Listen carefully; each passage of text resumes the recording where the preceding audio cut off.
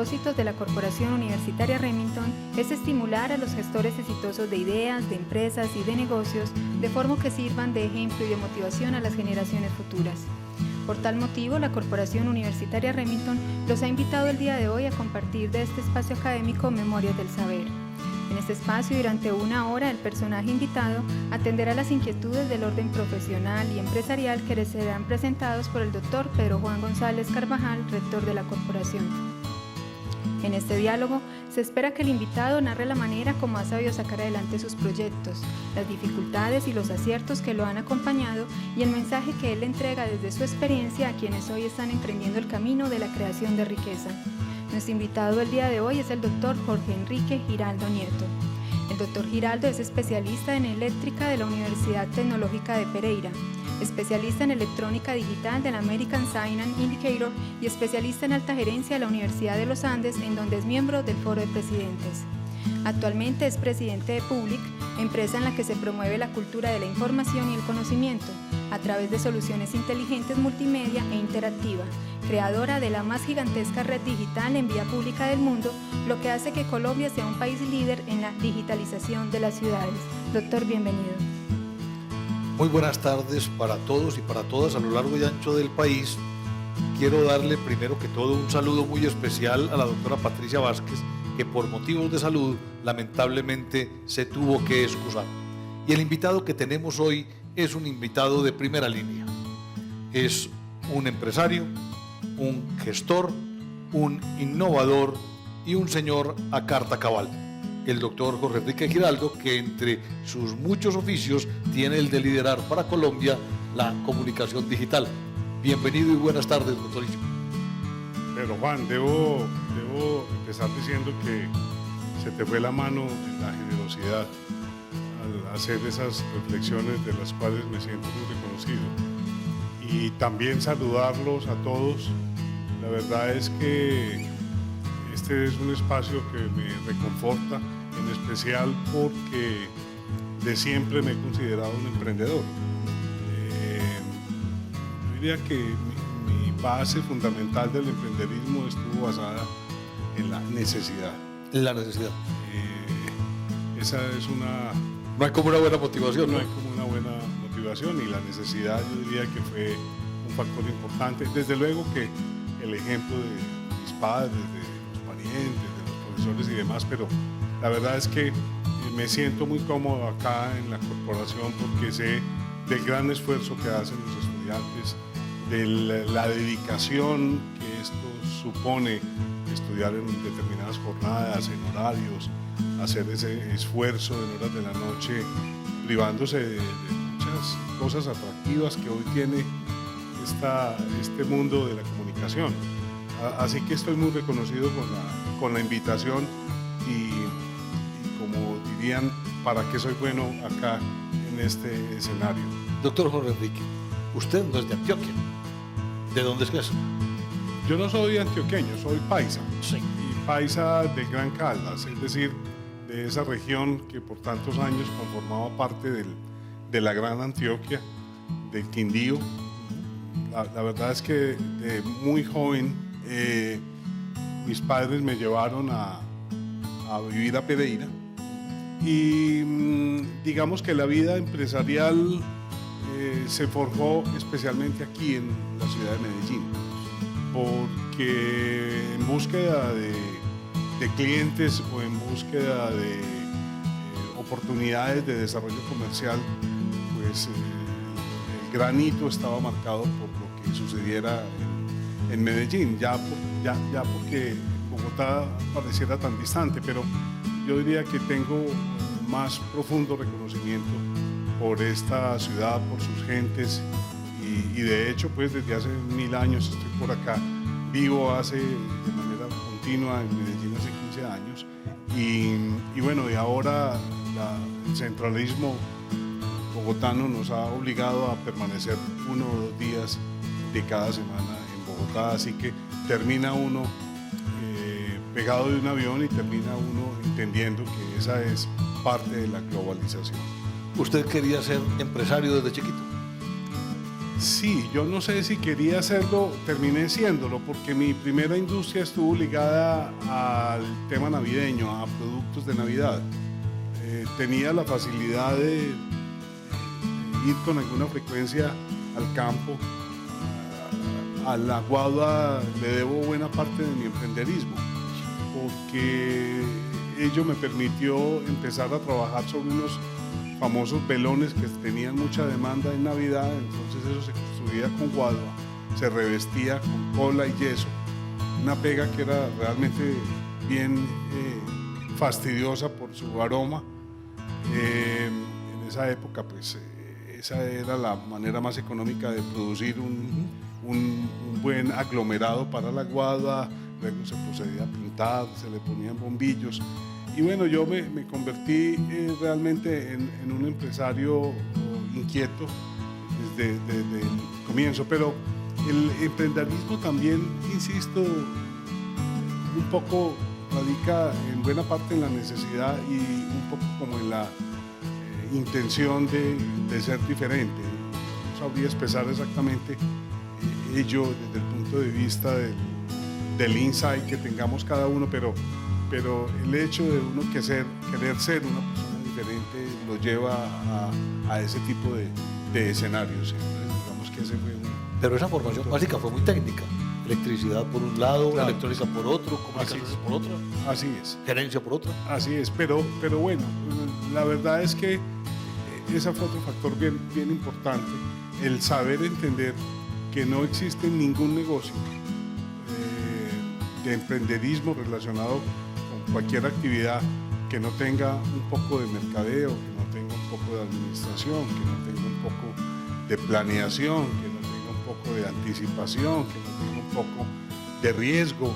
Entonces, en la medida que uno entienda que en cualquier escenario de la vida usted no puede estar supeditado a que lo único que sabe es curar caries o curar hernias o darle la bienvenida a un nuevo ser a través de una asistencia a un parto, y que esa es su vida. En la medida que uno tenga esa visión un poco cerrada de que con eso es suficiente porque usted ya aprendió a sacar muelas, como lo diría mi abuelo, sino que hay que entender que eso necesita mercadeo, que su actividad necesita venderse, que usted tiene que tener una política de relacionamiento importante, que usted tiene que estar compartiendo escenarios donde su profesión o su producto, su servicio pueda darse. Así que esto de hacer empresa y desarrollar pues desarrollarse como empresario supone ciertos niveles de polifuncionalidad. Y entiendo que eso es lo que ustedes en la corporación están entregando, personas y profesionales integrales que en buena medida tengan una visión sobre las diferentes facetas que supone un profesional, un serio profesional. Sí, la multidimensión alrededor de cómo enfrentarse a la vida. Hubo un salto entonces de lo artesanal a la aplicación de la tecnología. Bueno, cuando ya pude ingresar a una universidad pública, yo soy egresado de la Universidad Tecnológica de Pereira, que es una universidad pública. Los recursos que teníamos en mi casa pues, eran los limitados para estudiar localmente. Mi afán profesional estaba ligado como a la cultura de la ingeniería electrónica, pero bueno, lo que estaba más cerca y más próximo era desde el punto de vista del conocimiento era la ingeniería eléctrica, así que bueno, terminé estudiando ingeniería eléctrica y tuve la fortuna de que un poco por meter las narices en otras actividades, también dentro de la universidad pude obtener varias monitorías. En esa época así se llamaban A mí me tocó también. las actividades que desarrollábamos. Algunos estudiantes nos decían que éramos muy metidos o muy sapos o no sé. Regalados, entonces terminé trabajando en los laboratorios.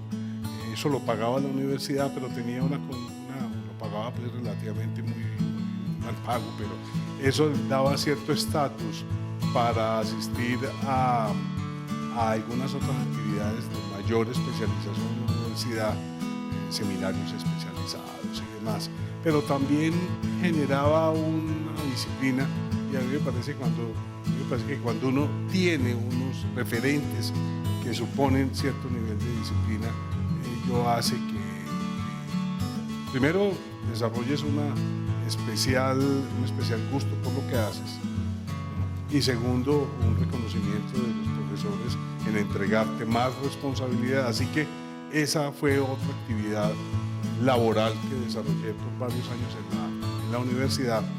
Y paralelamente, esta es una anécdota que me trae mucho recuerdo, un recuerdo muy emocional, porque en esa época uno de los carros más populares que existía era el Volkswagen, y entonces digamos que la mecánica de esos carros era una mecánica más o menos simple, así que habían unos talleres en mi ciudad que se atrevían a hacer un overhaul, es decir, un tratamiento completo del vehículo de pintura. Consistía en desarmarlo completamente, y entonces a un compañero y a mí nos entregaban, digamos que el carro sin ningún cable, y a las 7 de la noche y a las 7 de la mañana había que entregar el bendito carro funcionando, ya cableamos, accesorios, con toda su electricidad funcionando. Esa fue otra experiencia muy interesante.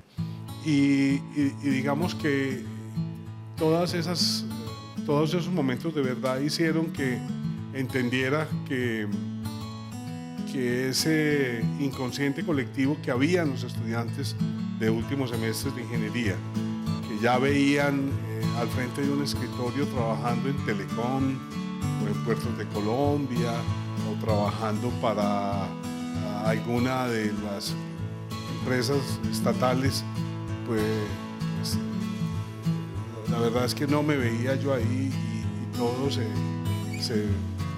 dio para que desde antes de terminar la universidad yo fundara la compañía. Yo fundé Public en el año 74, 2 años antes de terminar. Aún estudiando, exactamente. Qué maravilla. Esa historia arranca desde allá. El año entrante estaremos cumpliendo 4 décadas Ya, es una maravilla. de la realización de la compañía. De una compañía innovadora desde el principio. Sí, eso ha creído la gente y personas tan generosas como vos, pero yo diría que es la necesidad de adaptabilidad también, y de entender que lo que tienes hoy es posible que no sea lo que vaya a ser exitoso en 2 años o 4 años. Cada día ese gap se va cerrando, y bueno, hoy en día tenemos en público un afán permanente por sorprender, por descubrir, por participar en desafíos. Eso es muy importante. Nosotros lo llamamos dentro de la organización retos. Pero bueno, también debo confesar que a veces ese afán de innovación también trae algunos costos que te da digamos que el ritmo normal del consumidor, que empieza a entender que un producto o un servicio vale la pena, pero solo cuando el vecino, cuando el amigo, cuando la novia, o cuando en el empleo se da un uso cotidiano de esa herramienta o de ese servicio. Tú expresabas hace un rato una frase en Memorias de Adriano que me parece que viene muy a tono con este comentario sobre los riesgos de la innovación, y es, si no soy textual me corriges, a veces tener razón demasiado temprano equivale a equivocarse. Así es. Y entonces esas son otras de las cosas que hace que se tenga que tener un poco de piel dura. Así es, ¿no? Tener mucha resistencia y una dosis de paciencia bien grande. A veces tragarse muchos sapos, como el argot popular lo Así indica. es. Muy bien, con el debido respeto me voy a referir genéricamente a los tableros. Hay un producto que es un híbrido de comunicación, de distribución, de diseño, de información, todo junto, en chiquito y en grande, desde lo que hay sobre un escenario hasta un tablero grandote en un estadio, ¿no? Sí. Fuera de esos eventos que tenemos para ver en vivo y en directo cómo nuestros campeones logran sus preseas. Sí. La verdad es que, y en eso yo tengo mayor reconocimiento a esta tierra paisa, porque muchos de ustedes, de los oyentes, de los televidentes y de los asistentes, seguramente no habían nacido, pero la experiencia de haber instalado en Medellín la primera red de relojes electrónicos estuvo llena de metáforas y estuvo llena de experiencias muy agradables. Yo recuerdo que se montaron los primeros 12 relojes digitales que daban solamente la hora de manera digital, y alrededor de ello se generaron muchas anécdotas muy positivas. Una es que el alcalde de la época, que era Bernardo Guerra Serna, estaba de secretario de Hacienda, el hoy precandidato a la presidencia de la República, el doctor Luis Alfredo Ramos, era el secretario de Hacienda. Estaba muy joven para la época, recién se había desvinculado de Pilsen. Y bueno, todo con una especie de táctica de comunicaciones, llegamos al acuerdo de que en la medida que se fueran montando las estructuras de ferroconcreto y encima los cabezotes que contenían los relojes digitales, esos cabezotes se iban a tapar con unas lonas negras para generar una expectativa, un proceso de expectativa muy interesante. Y solo cuando se fueran a inaugurar, a la hora exacta, las lonas desaparecían. Así que esa fue una experiencia muy bonita. Yo recordaba hace un momento que en este edificio celebré mi primer contrato comercial relacionado con esa red de relojes electrónicos. Aquí funcionaba la Compañía Nacional de Tabaco, Coltabaco, y funcionó también las primeras oficinas de Conavi. Así que llegar acá y recorrer estos pisos me trajo muy buenos recuerdos. Así que lo primero que hicimos fue incorporar la información de la hora, que suscitó una gran polémica, porque los únicos relojes públicos que existían para la época estaban referidos a los relojes de las iglesias, que realmente ya la gente había perdido, digamos que la credibilidad sobre su puntualidad, porque los pájaros movían las manecillas, o el hombre del campanario se le olvidaba darle cuerda al reloj. Esa era la única referencia. Claro, el edificio de Bancoquia tenía un reloj digital, pero no era exactamente digital, era un reloj de bombillas electromecánico que respondía a un mecanismo muy, muy sencillo, pero ese fue también un elemento de inspiración para mí. Así que llegar y aterrizar la hora de manera digital y asegurar algún nivel de exactitud fue otra experiencia muy importante. Luego vino, y ese sí nos trajo muchos dolores de cabeza, la incorporación de la medición de la temperatura. Y resulta que la temperatura promedio es un resultado de una ecuación matemática. No existe realmente la temperatura de Medellín, existe una temperatura promedio que es el resultado de medirla en diferentes puntos de la ciudad.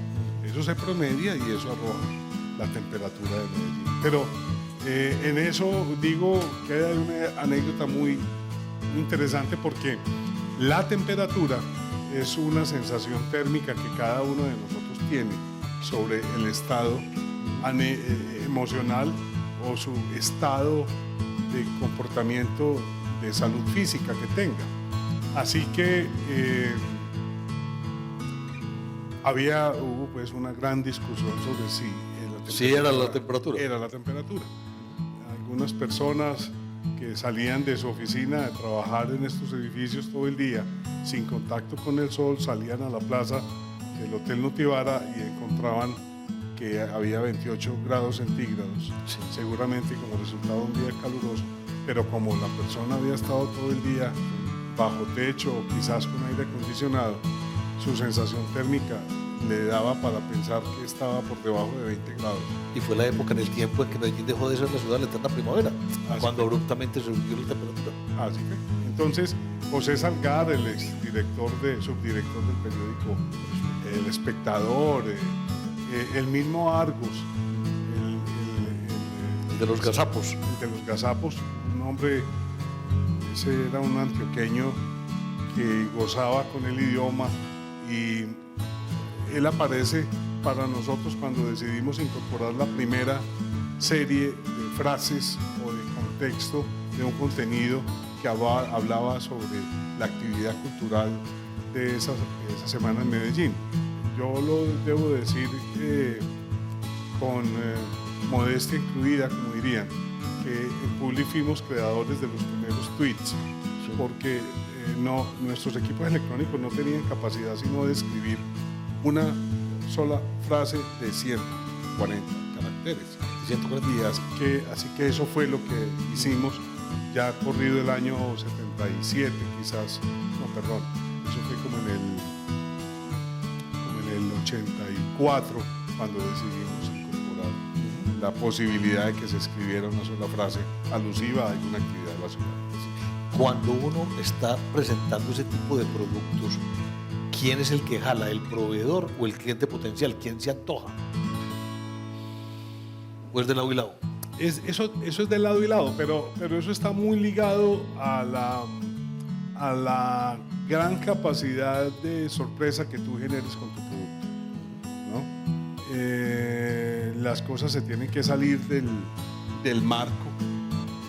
Es muy reconocido el hecho de que si tu producto obedece a un proceso de innovación disruptiva, es decir, que se salga del marco de referencia, del esquema, del patrón que está establecido, ello puede ser un elemento muy positivo para que pueda tener éxito un producto, sin duda.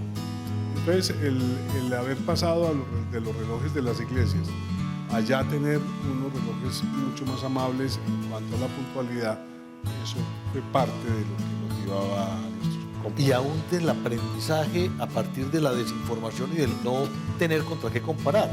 Lo que nos pasó, por ejemplo, con el tablero del estadio. Sí, ya por allá en el año 94 nos atrevimos a hacer la primera pantalla color gigante para un estadio. Y bueno, esa fue una licitación internacional que ganamos.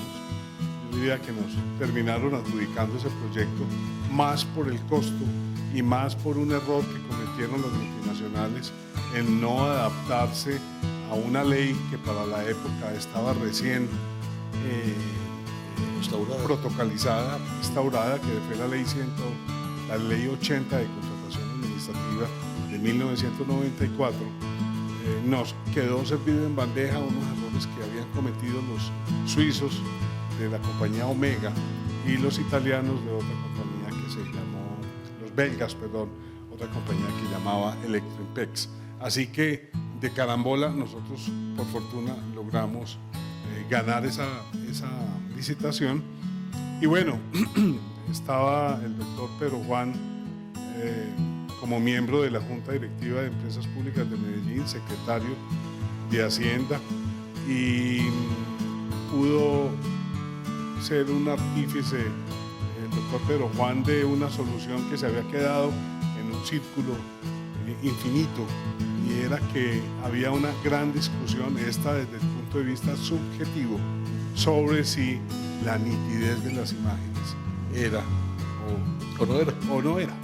Y entonces tocó hacer pues un recorrido, recuerdo, hacerlo de manera maratónica, ir a la Universidad de Stanford, en California, y hacer un reconocimiento de si para la Universidad de Stanford las características de la pantalla electrónica de Medellín, que era idéntica a la pantalla de la Universidad de Stanford, y había recibido un reconocimiento de parte de tremenda universidad, como que sí, efectivamente, era una pantalla de última tecnología. En temas de imagen y nitidez, pues logramos poder hacer una organizar eso, sobre todo cambiar el sentido para la gente que nos está mirando, de que lo que se pretendía era que tuviera una imagen parecida a la de un televisor de la época, y obviamente esto tenía su condicionante con respecto a cómo proyectar a punta de bombillas con una articulación pues tecnológica muy importante.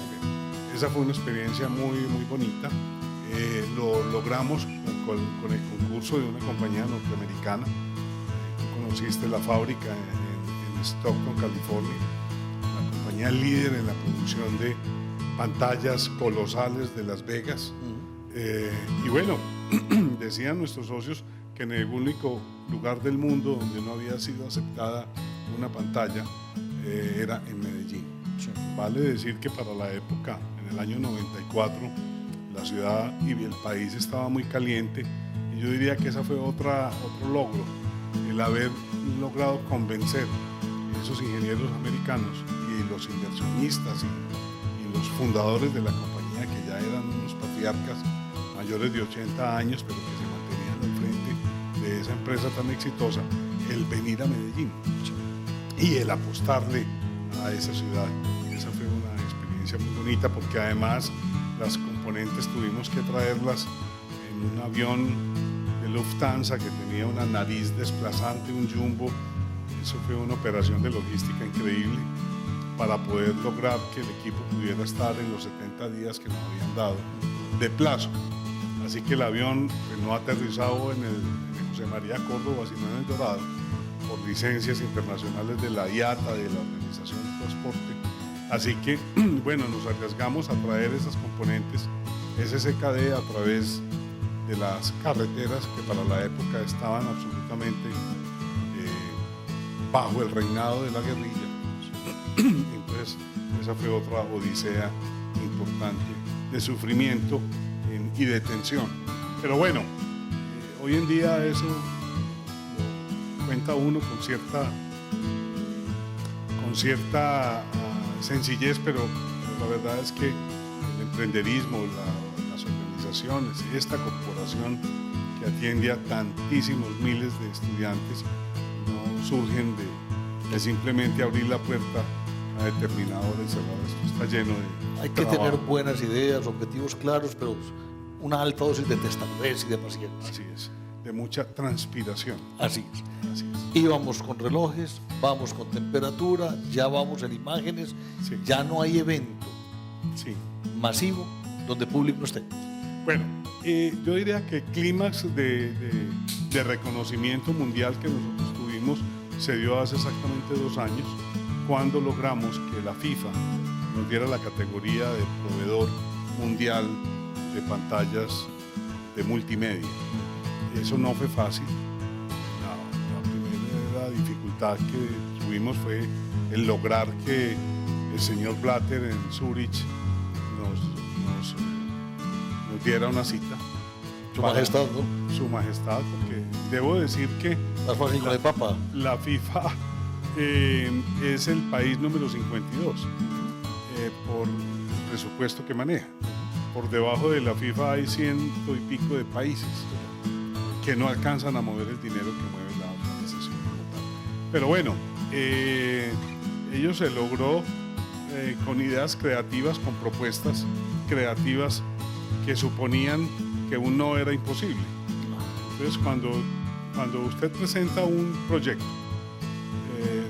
y está lleno de virtudes, lo más seguro es que sea casi que imposible que le digan que no. Así que el hecho de tener esa categoría ante la FIFA como empresa reconocida de alta tecnología, ello nos generó realmente una inmensa satisfacción. Bueno, ya lo del más fue historia. Nosotros logramos hacer la promoción de la FIFA en ese medio de comunicación que supone el canal a nivel nacional. La FIFA no contrató ningún otro medio de comunicación. La promoción en tiempo real en el canal de pantallas en Colombia, así lo desarrolló. Y logramos también llevar la transmisión completa a 15 parques en Colombia para que la gente viera los partidos de fútbol. Otro paradigma, cualquier persona pudiera imaginarse que es mejor ver el partido, o mejor, que a nadie le va a interesar ver un partido sentado en el pasto, en la grama, con calor o con frío, con el eventual riesgo de que lloviese, y sin la nevera a 2 metros, sin la silla de cuero, sin el confort quizás de un aire acondicionado. Pero ello nos demostró que la gente está ávida de compartir experiencias. Ave María, hay que gritar un gol bien gritado. Así es. Y cuando usted se siente acompañado, una experiencia de ese tipo se vuelve mucho más emotiva, mucho más emocional. Así que, bueno, llevamos 1.600.000 personas que estuvieron viendo los partidos gratuitamente en los parques. Y Colombia, pues eso lo puso como un récord mundial. La venta de boletería también fue otro récord, 1.300.000 boletas que la gente adquirió. Perdón.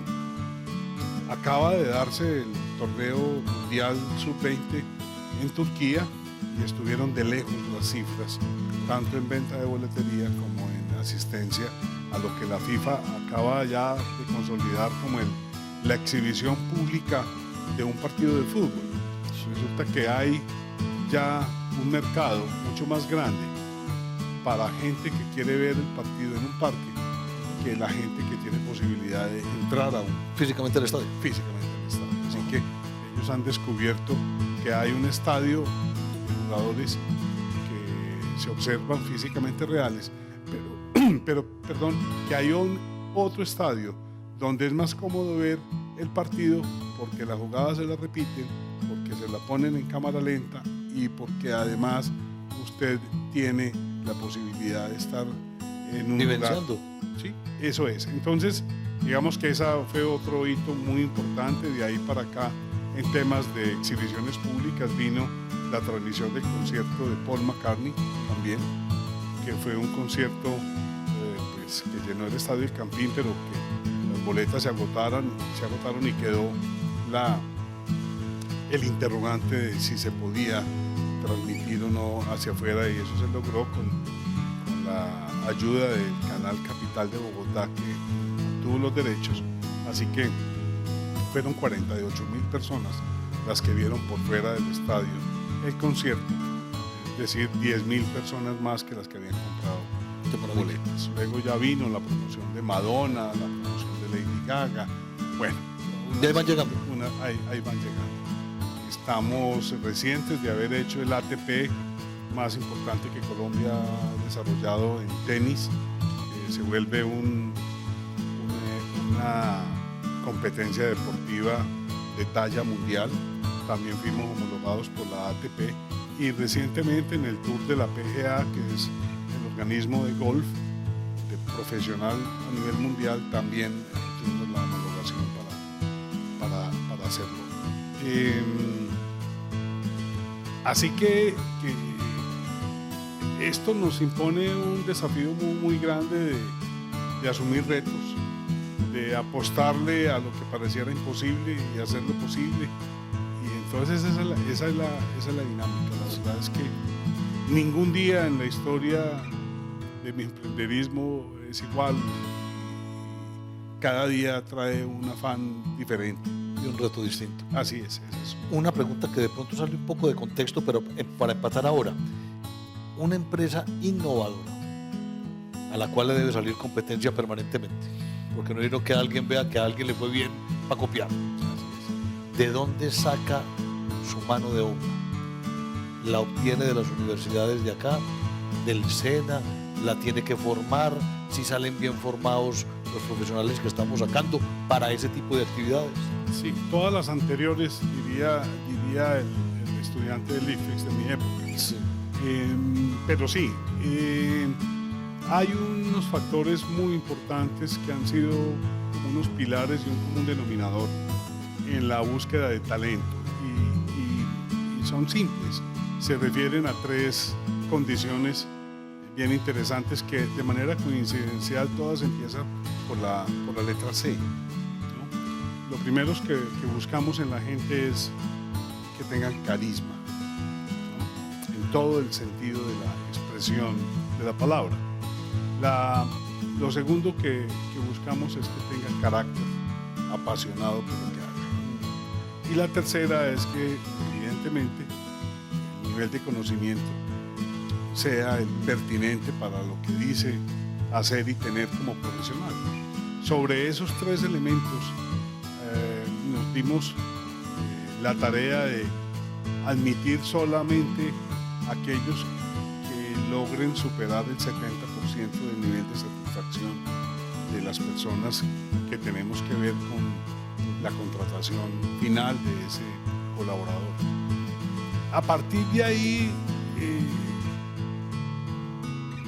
diría alguien, eso ya es problema de nosotros, pero que como mínimo se cumplan esos requisitos, ya es un asunto de entrarlo a formar parte de esta familia y de sin duda aportar mucho valor en conocimientos que se den al interior de la empresa o conocimientos por fuera, en universidades y en instituciones educativas. Esta organización, esta empresa es un híbrido entre industria y servicio. Claro que sí, sobre todo de servicio. Sí. Vale decir algo bien que viene como anillo al dedo ahora. La economía ha ido teniendo una transformación bien interesante en los últimos 100 años. A principios del siglo pasado, la gente transaba bienes. Luego la gente transó productos. Luego servicios. Y hoy en día la economía está basada en las experiencias. La gente no sale a comer, la gente sale a tener una experiencia. No confundir pues el almuerzo rápido que termina uno simplemente por una necesidad fisiológica, pero digamos el disfrute, el rito. Ese rito de ir a comer por la noche, o un almuerzo, un sábado, un domingo, está lleno de un ingrediente muy importante que se llama la experiencia. La gente paga por una buena experiencia. Por eso, aquellos restaurantes de muy buen nivel y categoría no son propiamente generosos con la cantidad del alimento. La verdad es que a veces se sorprende uno de que ese sea el plato principal cuando otrora le pareciera que apenas era la entrada, pero la experiencia es de tal magnitud, o por el servicio, o por la música, o por el lugar o la ventilación, etcétera, que eso termina siendo lo que la gente busca. Así que hoy en día, digamos que en Public hemos pasado por todas esas facetas de la economía y estamos dedicados a las emociones, a la interactividad, convertidas en experiencias para cada quien y cada caso. ¿Cuáles son las áreas funcionales típicas de Public? Bueno, son muchas. Hay sin duda un área muy importante que yo la llamo el área del gobierno, el área administrativa, el área contable, el área de los impuestos. Tiene una componente, una carga muy grande, entendido de que al primer día del año usted arranca ya con un déficit del 30% de lo que piense hacer, porque esa es la rata eso disminuyó este año, pero en general tener la conciencia clara de que sus operaciones contables sean lo suficientemente transparentes como para cumplir con ese prerequisito. Bueno, hay un área muy importante para nosotros que es esta que tiene que ver con el área de talento. Nosotros tenemos una máxima en Public que habla de que en Public no tenemos valor agregado, sino que tenemos talento agregado. Y de hecho es una expresión, es una marca propia de la compañía. Hay un área muy importante de aliados. Nosotros no tenemos área de compras, tenemos un área de aliados y proveedores, pero a los proveedores los motivamos desde el punto de vista de aliados que tienen que ser en esta experiencia empresarial permanente. Hay un área muy importante que es la unidad de gestión para la innovación. Hay una metodología como investigación y desarrollo, pues. Sí, pero que ya atañe con facilitarle a la gente la posibilidad de que su idea no se quede frenada por efectos de su carácter tímido o quizás por un nivel de falta de reconocimiento propio, sino que tenemos unas herramientas que están todo el tiempo presentes en el tapiz de los escritorios de las computadoras, y entonces ahí las personas accesan muy fácilmente a ese icono que permite proponer, que permite que su idea sea propuesta y sea reconocida por un grupo de evaluación. Esa es la unidad de innovación, de gestión para la innovación. Lo otro está relacionado con el área de gestión para la calidad, mejoramiento de aspectos de certificaciones.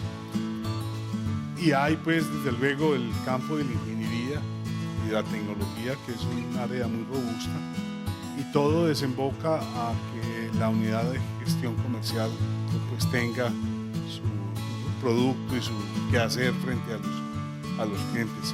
Hay una parte muy importante también, que es el área de Secretaría General, que toca con los temas legales y los temas de manejo de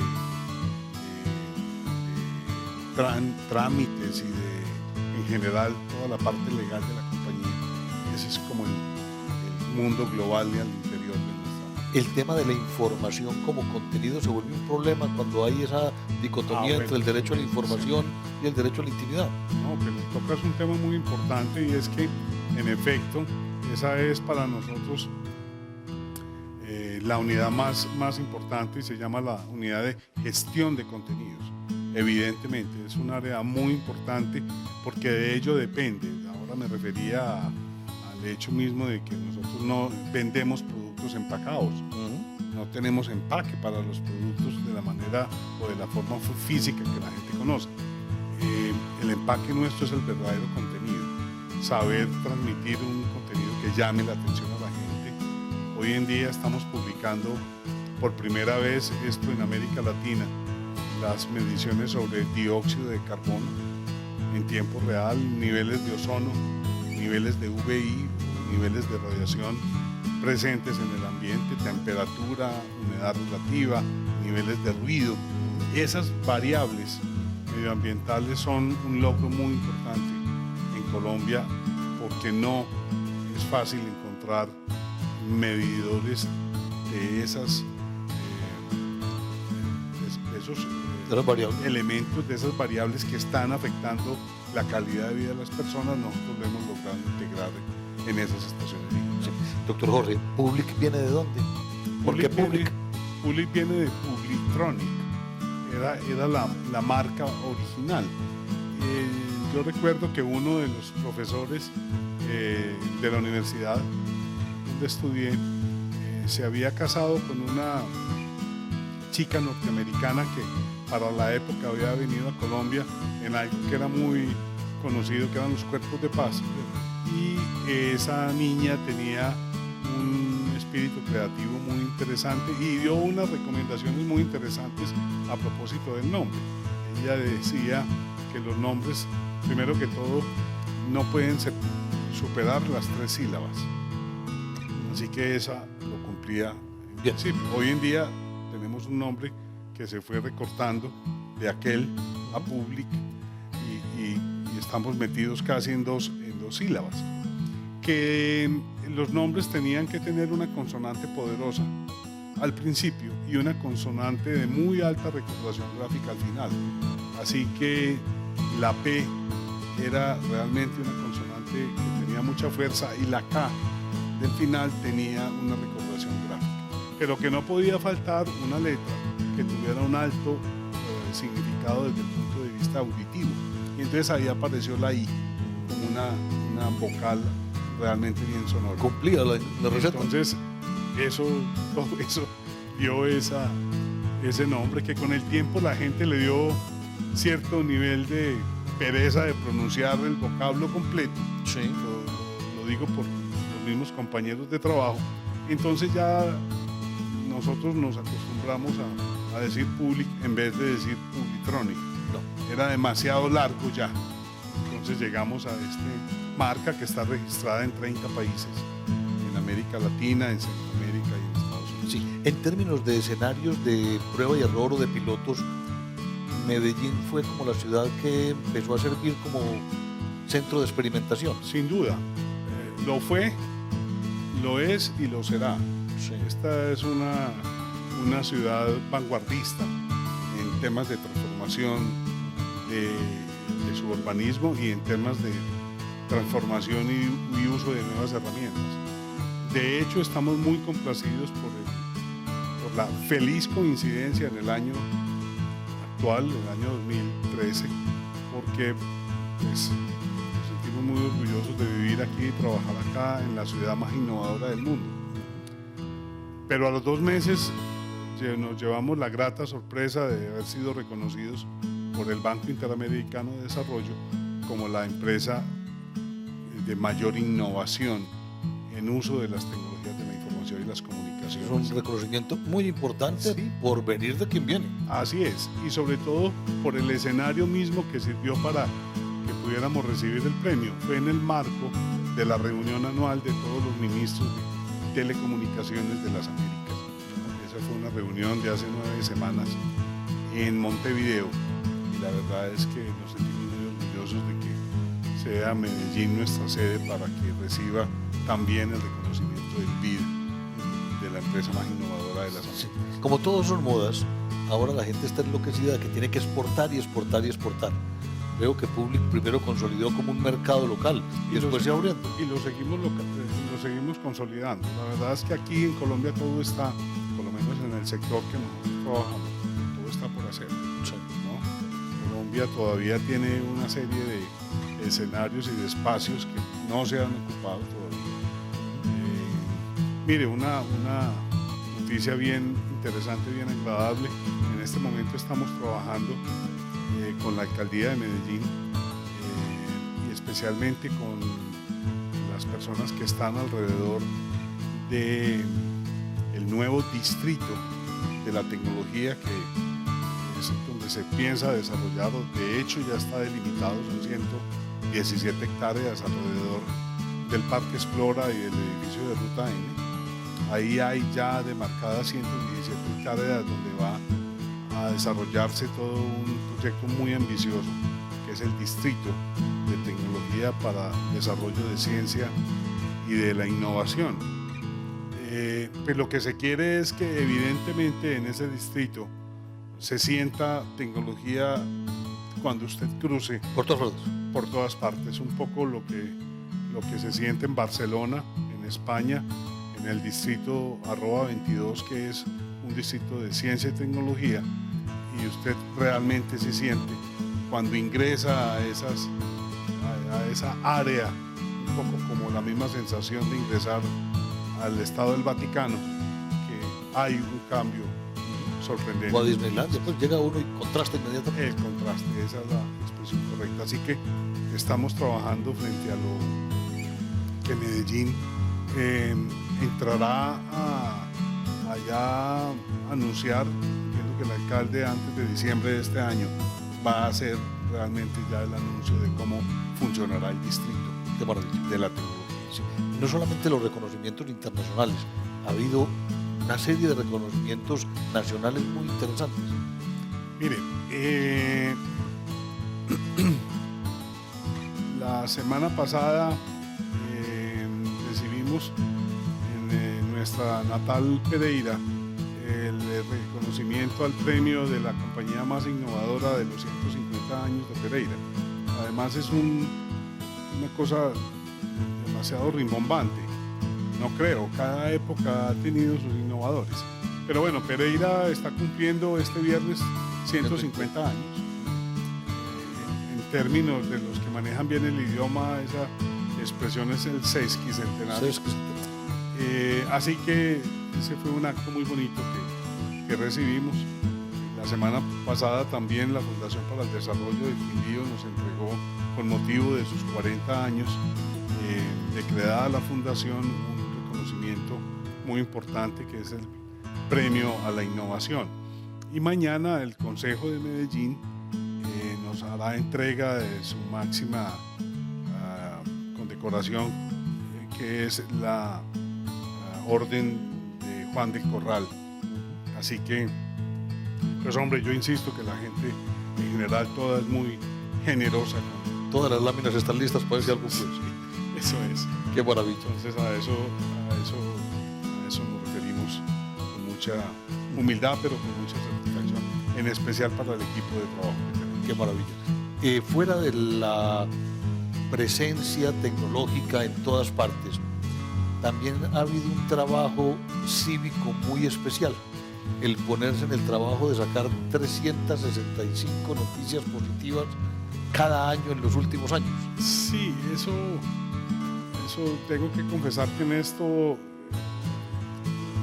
tuvo también un actor fundamental que fue el presidente Uribe, que en el año 2004 ya el país empezaba a tener unos aspectos muy positivos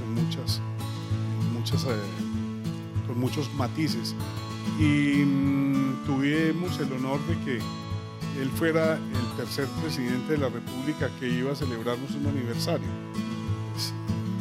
Debo decir que esto se ha dado por circunstancias muy diferentes todas, pero tuvimos al presidente Gaviria, es un coterráneo de Pereira, para la celebración de los 20 años de la empresa. Luego tuvimos al presidente Pastrana cuando cumplimos 25 años, pero el motivo de que el presidente Pastrana haya estado allá no fue otro que el de ir a reinaugurar nuestra sede, que había quedado semidestruida por efectos del terremoto del año 99.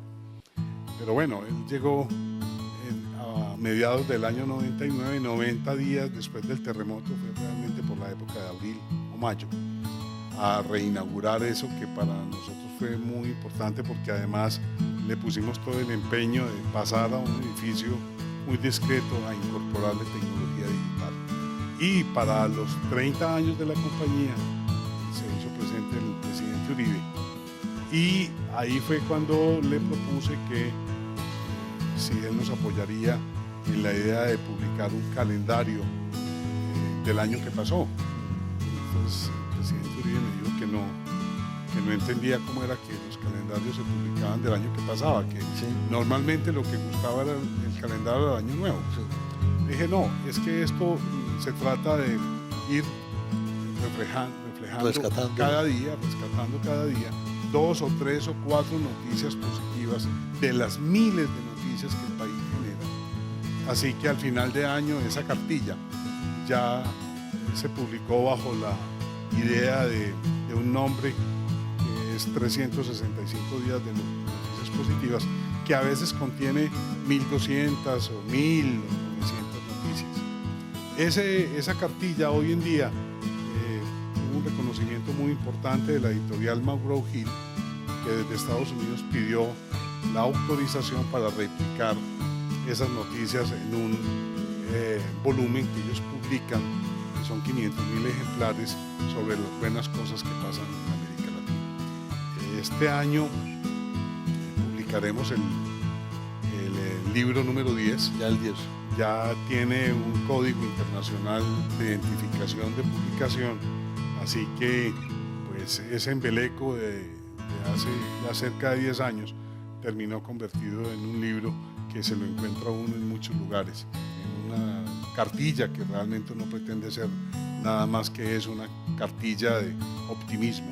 Sí. Y sobre eso sí que se han dado buenas Por Dios. anécdotas. Pues esas 1200 noticias cubren todas aquellas que los noticieros tradicionales no montan, ¿no? Sí, fíjese usted que eso desafortunadamente no ha logrado, como fuera nuestro deseo, el hacer que tantas noticias que se generan diariamente en Colombia no sean registradas por los medios de comunicación tradicionales. Pero debo decir que esos medios tradicionales de comunicación, los conocidos como ATL para los que estudian el tema de comunicaciones y mercadeo, es decir, el ATL es una sigla en inglés que se refiere a medios de comunicación que están de una línea hacia arriba, o los BTL, que son aquellos que están debajo de la línea. Hoy en día hay un gran poder de comunicación de los medios BTL, redes sociales, internet, noticieros de televisión, noticieros sí, digamos que emitidos como si fueran televisión, pero que están en internet, que tienen el triple o 4 veces la audiencia de un CNN. Por ejemplo, CNN tiene una audiencia de 400.000 televidentes, y solamente uno de los 10 del top 10 de los noticieros que se ven en internet tiene 1.800.000 personas. En este mundo actual y la coyuntura se presentan unas cosas que son muy extrañas. Yo quisiera aprovechar estos últimos 5 o 6 minuticos para auscultar con una persona conocedora de los medios de comunicación para dónde van. En gracia de discusión, acaban de comprar el Washington Post por $250 millones, ¿no? Sí, lo compró el señor Bezos, dueño de Amazon. Sí. Aún no se descubre la razón por la cual él se metió en ese embeleco. Sí. Pero es muy posible que el sentido que se le quiera dar al Washington Post no sea evidentemente esa publicación que supone cada domingo el corte de 500 hectáreas de árboles para poder producir el papel que consume solamente el Washington Post en la edición dominical, sino que sea más bien el periódico vanguardista que va ahí sí de manera masiva a emitir los contenidos a través de medios electrónicos como tal. No comprende uno cómo, y no es una cifra muy oficial ni muy asegurada, que mientras el Washington Post se compra por 250 millones, el Tiempo se compra por 320, ¿no? Sí, esa es una buena comparación que saltó a la palestra cuando conocimos las cifras del Washington Post. La verdad es que lo que pagó el señor Bezos fueron $250 millones, pero también hay que decir que él asumió un pasivo que era también considerable. Pero de cualquier manera, el Washington Post sin duda es un periódico que debe costar por lo menos 50 o 100 veces más que un periódico. No sabemos dónde estamos parados definitivamente. Así que la economía muchas veces trae unos absurdos que el Tiempo se encargará él mismo de explicarlo, porque la lógica del análisis del cálculo actuarial no daría para una explicación. Bueno, ¿para dónde va Pública? ¿Qué tipo de informaciones, contenidos, medios de divulgación tendremos? ¿Serán móviles, serán fijos? ¿Hacia dónde va la cosa? Bueno, hay una cosa muy importante sin duda, y es que estamos ya viviendo el inicio de los contenidos colaborativos y participativos.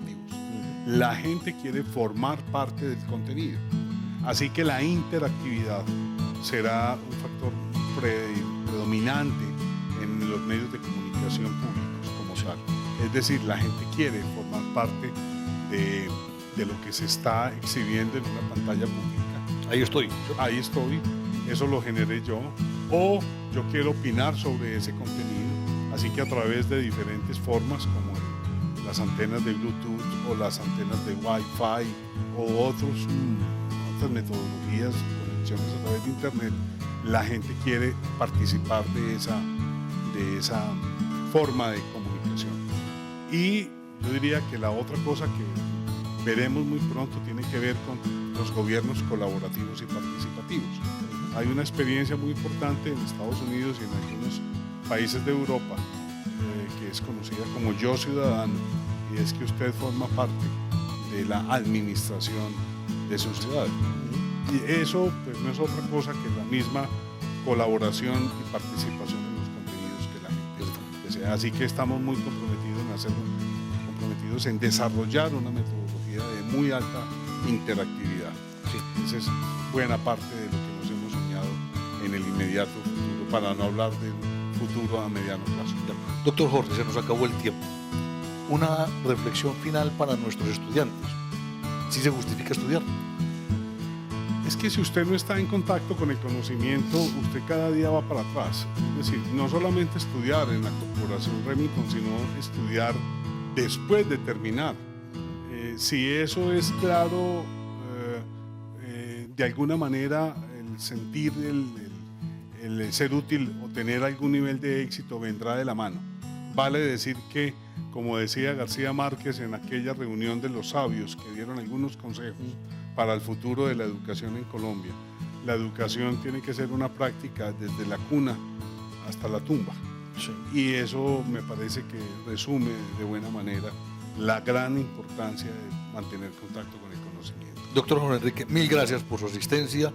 Nos ha llenado usted de una información muy valiosa, y para todos nuestros estudiantes, para todos los miembros de la comunidad académica, veamos que a través de la innovación, el emprenderismo, pero sobre todo la paciencia, la testarudez, la continuidad y la fijación de objetivos, se pueden lograr resultados muy importantes para cada empresa individual y para todo el país.